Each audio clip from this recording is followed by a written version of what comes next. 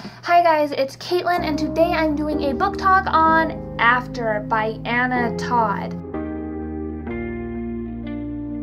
This is a song for you. Anna Todd is known as Imaginator 1D on Wattpad, and hers was a One Direction fan fiction that altogether got over 1 billion views and was published by Simon & Schuster a couple years ago, or maybe it was just last year.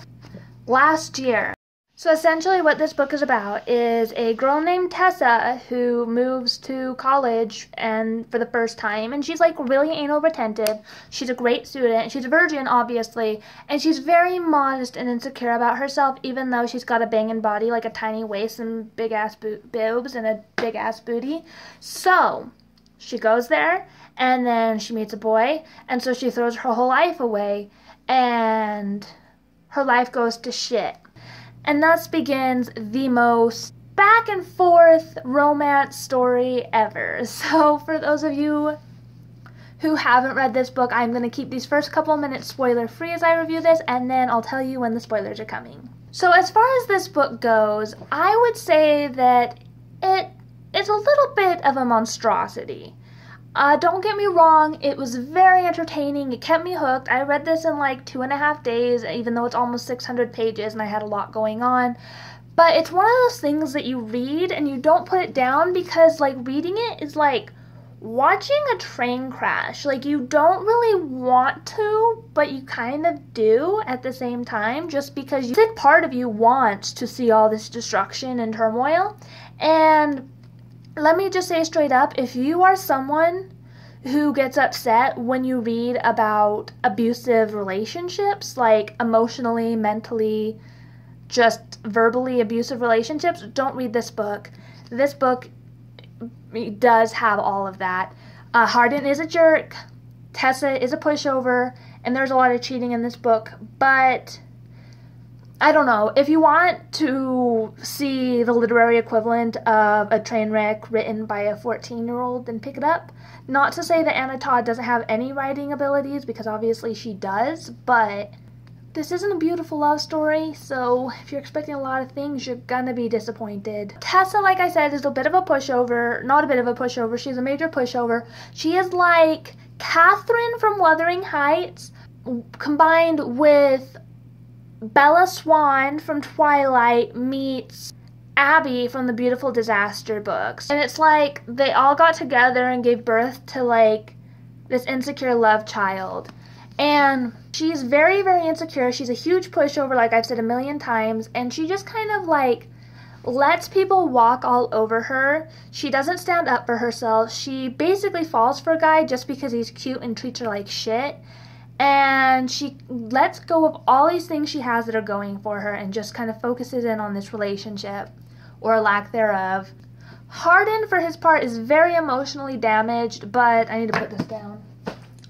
But at the same time, it's like the way that this manifests doesn't really make sense. Yeah, it's kind of hard to explain this book. I would say if you are someone who enjoyed Wuthering Heights, enjoyed Twilight, enjoys watching people die, enjoyed, you know, the Beautiful Disaster series, pick this up. It's not a masterpiece, but it's definitely entertaining, and it's something that is compulsively readable and slightly addictive, like heroin. I gave it 3 stars on Goodreads, 3 out of 5, because I needed an excuse for why I finished it and bought the next one. You're gonna pick this book up, you're gonna read the whole series, and then you're gonna hate me for the rest of your life for convincing you it was worth it. And that's the end of the spoiler-free section, folks. So thanks for watching this. I will see you later once you've read this book, or keep watching if you don't want to read this book and just want to hear me go off about it. Bye! Okay, so this book only got 3 stars from me because I couldn't stop reading it. Like, every 5 seconds, I was, like, rolling my eyes, and I was like, what the fuck is this? And I was, like, pissed off, and I was, like, screaming at them, and I was, like, predicting things, and those predictions were coming true. But it was entertaining enough, and I wanted to see if my guesses were right, and I wanted to see what their next blow up would be and when they would next have inappropriately timed and placed sex. Okay, so my main issue with this whole thing wasn't just like the abusive situation. I had a lot of freaking problems with this book. I don't like Tessa. She is stupid. She's immature, she's childish, those are just synonyms. Everything about her bothered me. The fact that she was like so dramatic, like she couldn't even just like turn around and walk away or be like, leave me alone. She had to straight up like scream everything into Hardin's face, like instead of like not doing that. Like, I don't know about you, but no matter how big a douche a stranger is, I never just scream at their face. And I think that's a legitimate, like, personality or, like, social disorder and needs to be addressed by a licensed psychiatrist. So, yeah, get that looked at, Tessa.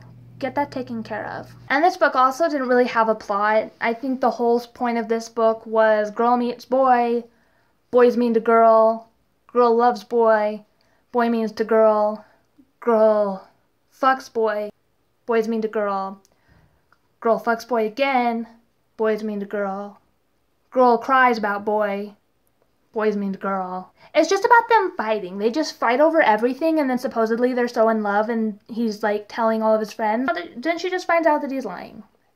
You know, they get an apartment together, and he tells everybody that she just moved to a new dorm. They are dating.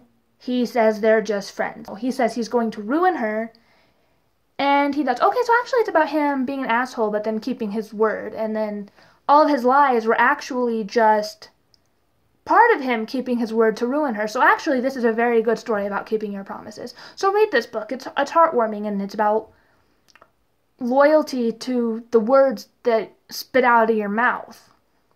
That's important. Like, if our politicians did that, then maybe we would be in a better world. I also hated the cheating aspect. Like, don't get me wrong, I always thought that Noah was really boring and he was really judgmental.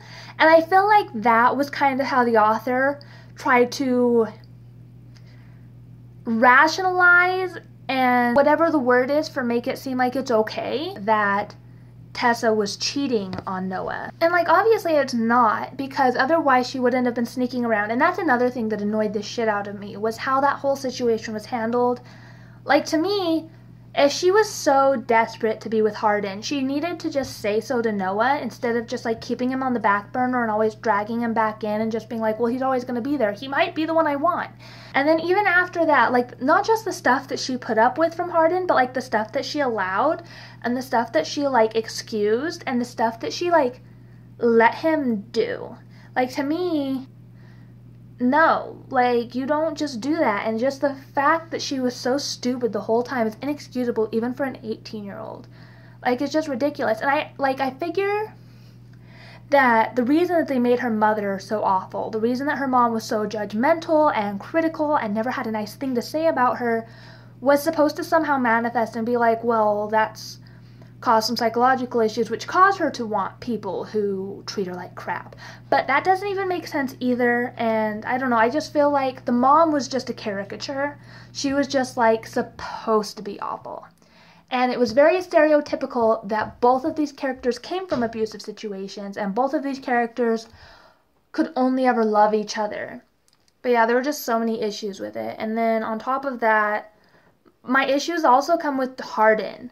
Like, I feel like, in general, actually, Anna Todd just tried to make some very stereotypical people going into separate compartments. Like Tessa is supposed to be the stereotypical, you know, anal retentive virgin high school student.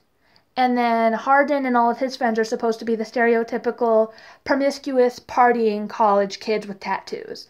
And it's like, there's no middle ground between it. There's no, like, overlap. It's like, these people are entirely different from these people. There's no, well, these people are also good students and have bright futures. No, these people are just, they have sex and they get high and drunk all the time, and that's what they do when they're not getting tattoos. And then she's over here and she's just like a perfect little angel. And then, oh my gosh, Hardin, he has a future. He knows how to read. He is different from the rest. I know lots of people with tattoos who know how to read. I don't think it's that unusual, actually, Anna Todd. And then even how, like, Hardin is kind of designed is just stupid. Like, he's this asshole because he has these deep emotional problems, but he's kind to her even though he's a douche to all other women. But he's also an asshole to her, but it's okay because he has these deep emotional problems. Like, you don't let someone put you through that. You just don't. Like, there comes a point where you've just got to be like, this dude hates me. I should probably stop screwing around with him. But Tessa never reaches that point, and suddenly it's all okay when he reveals to her that, well, my dad was an alcoholic, and he abandoned me, and he abused me, and he tore up my copy of The Great Gatsby or something when I was a kid. And it's awful. Also, one time he pissed off these guys at a bar, and then he didn't come home, but they knew where he lived, so he came and raped my mom and beat the shit out of me. Okay, let's be honest here. That's traumatizing, but that still doesn't explain all your other friggin' issues, and I don't really understand how some dudes going to your house and raping your mom was really your dad's fault. Like, even if he did piss him off, like, raping your mom was still entirely their decision. It's not like he pissed him off and said, hey, don't hit me, go rape my wife. Like, that didn't even happen, so shut the fuck up. I thought the relationship was definitely abusive. There were just too many blow-ups. There was no communication. There was a lot of hypocrisy and mistrust and controlling manipulative behavior. As soon as I start to read something about how he uses sex to, like, control her and to get her to agree to things and stuff like that, I'm just like, no. So their relationship was nothing but abusive. He used sex to control her. He was constantly manipulating her. He, like, verbally abused her. He emotionally abused her. He psychologically abused her. She's a fucking wreck in this book. And somehow, like, that's glorified as it's just the passion of their true love together, but that's not what love is, and if that's what this book makes you think, then you really need to seek therapy and get a better boyfriend. And the way that, like, he can just, like, literally tell her that she's garbage and that she's nothing to him, and then just, like, smile at her and she just comes crawling right back is appalling. And the fact that it's, like, she doesn't see anything wrong with it, but she's just like, I wish he would stop being so mean to me. He said such horrible things. I can't believe he would use these words against me. And she says it over and over again, and every time she's like, this is my last time. I can't do this anymore. Okay, you want me back? I'm coming. And then he's always like, just give me one more chance. Fucker, you got 24 chances already. Like, what you need another one for? So you can fuck this one up too? Yeah, pretty much. Let's be honest here. And she just keeps giving them out like candy. We all know that she's not going to leave. He knows she's not going to leave. The only one who apparently doesn't know that she's not going to leave is her. And she is just feeding him. She's enabling this behavior that, I'm just going to say, I predicted from the beginning that this whole plan was just to frickin', like, get in her pants and, like, as a bet. And I said that I had a feeling, and the fact that she never picked up on all these people hinting at her, all of his friends hinting at her, look, you don't really know him, don't trust him, don't let him do this to you. And then every time he comes away from some of them, he's like, what did they say? What did they say? Why are you all paranoid after talking to them? What did he say? Come on, Tessa, like, why aren't you worried about the things that he's worried these people are saying? Like, wouldn't you want to know? Like, if every time I went and talked to my husband's friends, he was like, well, what did they say? What did they say about me? Why are you acting weird? What did they say? I'd be like, well, fucker, what do you think they said? I'm gonna go ask them right now what they're gonna say. Like, what is that? And I just thought it was really hypocritical through a lot of it. Like, he kept always, like, he was going through her phone before she even was really dating him. He went through her phone without her permission. He deleted her missed calls, he deleted her voicemails, he deleted her text messages, and then he turned off her phone. And she was supposed to be okay with it. But then she looks at his phone one time and he flips his fucking shit. He just flips it. And it's like absolutely ridiculous. And the fact that she didn't get upset and that she was like, well, I understand why you're upset, is just appalling. And I don't know, at the end of it all I can say is I saw this ending coming. Tess is an idiot. Hardin's an asshole. They need to stay apart. I know they're not going to. And I bought the second one. I have a problem, guys. I have a problem, and it's called really bad books. Sometimes it takes so long, but hope is never gone. How do you even even do a book talk. They're abusive. They're abusive. It's not even a relationship, it's just an abusive. I don't know what I'm doing. I know, it's easy to think, oh, Caitlin, you're just being overdramatic. But let me go ahead and read to you my post from Goodreads as I read this book. Neither of these characters comprehends Pride and Prejudice. Also, this altercation makes no sense. Oh yeah, that scene when they're discussing Pride and Prejudice in their literature class and they literally start screaming at each other at the very front of the classroom during this discussion, and it makes no sense, and that would never happen, but somehow they're like, well, maybe you shouldn't have done that to me. Oh no, they figured it out. I'm gonna run dramatically from the classroom and hope he doesn't chase me. He chased me. I'm so shocked. And I don't know, like, I keep saying I don't know. I do know nothing, Jon Snow. But this book drove me friggin' nuts. But like I said, I couldn't put it down because I am a crackhead and this book is crack. And even though, like, I haven't paid my bills and my children are starving to death in the bathroom, I can't stop reading it. I mean, doing the drugs. I'm gonna cut that out.